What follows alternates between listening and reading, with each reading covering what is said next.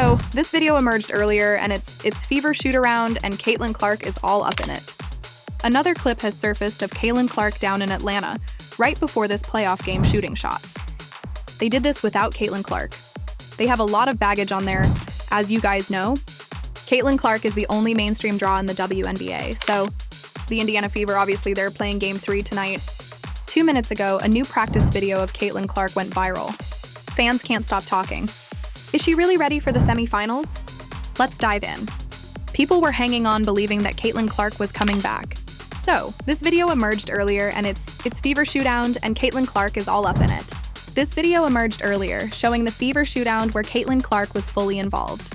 She was out there shooting threes and hanging around the team, which looked exactly like what a player does when preparing to play. Is all up in this applause right here, right there. And she's out there just shooting threes, hanging out. And I'm like, this is exactly what a player does when they're going to play. Another clip surfaced of Caitlin Clark in Atlanta right before a playoff game, taking shots on the court. The sight of her moving and practicing again quickly went viral, raising more questions about her status. And I just hate this, man. I really hate this for the fans because they kind of donkeying a character the whole damn summer. Oh, she's coming. It's day to day, week to week when she actually been never about to come back, man. Caitlin Clark was seen going through a pregame shoot-around before Game 3. Even though she was not playing that night, her presence in warm-ups created buzz that she might still be ready for more action ahead. She's like doing proper pregame workouts. Like, what is happening? She's going through pregame shoot-around before Game 3. Obviously she's not playing tonight, but apparently she's still eligible. I made another video talking about this, and I'll talk about Scott Agnes's thing a bit different, a different time, but like Caitlin Clark can't keep away from basketball. The Fever pulled off an upset win and did it without Caitlin Clark, but her name was still on everyone's mind. Fans pointed out that if the team could reach the semifinals, having Clark back would make the run even more dangerous. They did this without Caitlin Clark. They have a lot of baggage on their back. They have a lot to fight for in the fight. Keep fighting. I'm ecstatic as a fan. I predicted this earlier. Everybody else thought that they was going to lose today, and I told y'all, momentum is real. When you got momentum, you can beat a giant, bro. As many have said, Caitlin Clark remains the only mainstream draw in the WNBA.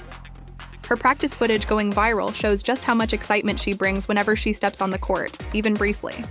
As you guys know, Caitlin Clark is the only mainstream draw in the WNBA. But to their credit, the mainstream media, they do a phenomenal job polishing this turd. The media does a great job convincing people that the WNBA is exploding in popularity, when the reality is the success in the WNBA is like the basketball. It's make-believe. It's pretend. The Indiana Fever were preparing for Game 3 while questions around Clark's status continued. Reporters confirmed she was technically eligible, and her practice appearances kept fueling speculation about a return for the semifinals. So the Indiana Fever, obviously they're playing Game 3 tonight. Scott Agnes tweets, and look, I'm going to be honest. Regardless of what your opinions on Scott Agnes are, Scott Agnes is the closest thing to an insider. Seeing Caitlin Clark moving through a shootout raised too many questions. Fans asked why she was active if she had already been declared out for the season, and whether a return was closer than the team admitted. You know, it gets people asking what the hell is going on here exactly. I mean, what is going on? It helps to see her get better. It does, but why wouldn't she just be off her feet? She's not supposed to be coming back. I mean, the earliest we believe she would play basketball again would be unrivaled. And I think a lot of us don't think she's actually going to play in that league. So you would be looking at May of next year. What are we doing? Reports suggested that Clark tweaked her ankle during a workout. Yet she continued to practice and shoot. While clips of her went viral, insiders kept repeating that the decision was final. She was out for the season. This Scott Agnes, this gotta then Scott said, sure, she's eligible, but she's out this for the season. The decision has been made. And Scott said it's not the groin. It's actually the ankle. He's their poster boy, bro. He's their poster boy who they send to do this. And I bet you I can't even read this. He's probably going to charge you to read it. Look, this post is paid. You're charging people to read the damn article, bro.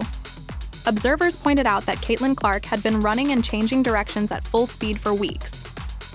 The idea that she was still sidelined left many convinced the Fever simply did not want her to play again this season. Because if her trainer shut her down for this season, if it was her side, this wouldn't be happening. There's no way if our trainer shut her down for the season she'd be doing semi-full speed workouts. And it's not game speed, but it's the speed you would work out at. This is the speed you would go at shoots. We've seen her go We've seen her go full speed. We've seen her run full speed. We've seen her change directions full speed. There is the ramp up between changing directions full speed and playing on a groin strain is like a week. That was a month. It's been a month that we've been hearing about that. Despite advancing, the Fever announced they had lost Caitlin Clark to a season-ending injury. The organization kept repeating that message even as fans questioned why she appeared so active and game-ready in practice clips. The Indiana Fever lost Kayla Clark and 4 other players to season-ended injuries. They have now clinched their spot in the semifinals for the first time since 2015 with a huge upset over the number 3 seed Atlanta Dream thanks to a come-from-behind victory. Stunner momentum is real. Momentum is real, guys. And I told y'all it was some size on the ball with Turner momentum. And the Indiana Fever had all of the momentum to bring this thing home to get this dub. And guys, I'm hella happy, bro. The Fever's playoff game without Clark drew nearly half the viewers compared to last year. This decline in ratings fueled speculation that the league and the team mishandled her injury news, confusing fans about her true status. The Indiana Felines drew 1.8 million viewers for Game 1 of the playoffs. This past Sunday, no Caitlin Clark, no Sophie Cunningham this past Sunday, with the biggest star being Bob Greer, who played a grand total of 8 minutes. Felines Atlanta Dreamers, 951,000 viewers on ABC. Scott Agnes explained that Caitlin Clark was technically eligible to return, but the decision had been made to sit her out. He revealed the ankle injury was the main reason, though many believed the Fever had misled their fans. And now, somebody responded here. Scott, can you tell us if Caitlin is eligible to return for a playoff game this season? We know they said she's out for the season, but does that mean she's not eligible to play in the playoffs? Scott said, sure, she's eligible, but she's out for the season. The decision has been made. The Fever are just 1 win away from the semifinals, and if Caitlin Clark were to return, everything would change. With her on the floor, they would have a real chance to chase the WNBA championship. If they make the semifinals and Caitlin Clark comes back, they have a chance to go on and win the WNBA championship. With Caitlin Clark, it changes everything. They would have a puncher's chance to go on and win the WNBA championship. Even as fans doubted she'd be allowed back, many pointed out the Fever had a chance to win a championship. Adding Clark to the lineup would instantly raise those chances, making the team far more dangerous in the semifinals. Like, they got a chance to win a chip. And instead of think about this, instead of them winning a chip with the squad that they got, they won't even let Caitlin Clark come back because they probably don't have confidence in the squad that they got to actually win the chip. You got Caitlin, you got Michael Jeffrey Jordan on your damn team, and you won't let her come back for the playoffs, and y'all really think that they're gonna let her go to Unrival. If the Fever advanced, even a 15-minute version of Caitlin Clark could be enough to carry them to the finals. Her shooting ability alone would spread the floor and give teammates the space they needed to succeed. If we face the Seattle Storm, a 15-minute a night Caitlin Clark might be enough to get the Beaver to the finals. If we win tonight and get to the Storm, a 15-minute a game, half-healthy Caitlin Clark might get us to the finals. And look, people are like, oh, you're not a doctor. What are you talking about, man? These doctors don't seem that no one seems to know what's going on. For the first time in a decade, the Indiana Fever advanced to the semifinals. Fans celebrated the upset, but many believe the story would not be complete without Clark returning to push the team even further. And for the first time in 10 years, the Indiana Fever will be advancing to the damn semifinals, guys. That was the 6th-ranked team. They should have been number 2, number 3. We know what happened. Adversity, you overcome adversity and you get it done. They won this game in Atlanta. I told y'all earlier. The mainstream media noted that without Caitlin Clark, playoff games lost a huge portion of their audience. If she stepped back on the court during the semifinals, it could deliver record-breaking ratings for the league. The media treats A'ja Wilson like a celebrity, and she can't even draw 500,000 viewers to the biggest game of the season up to this point. I'm telling you, this is why the WNBA has been hiding ratings during the regular season. I want you to think about something. Fans insisted that Clark could go if the Fever allowed it, believing she wanted to play and was ready. Many felt her presence in the semifinals would be enough to change the entire narrative of the season. What I would expect the viewership to have been if Caitlin Clark was there based on the viewership at the start of the season, I would have expected 3 million viewers if Caitlin Clark was playing.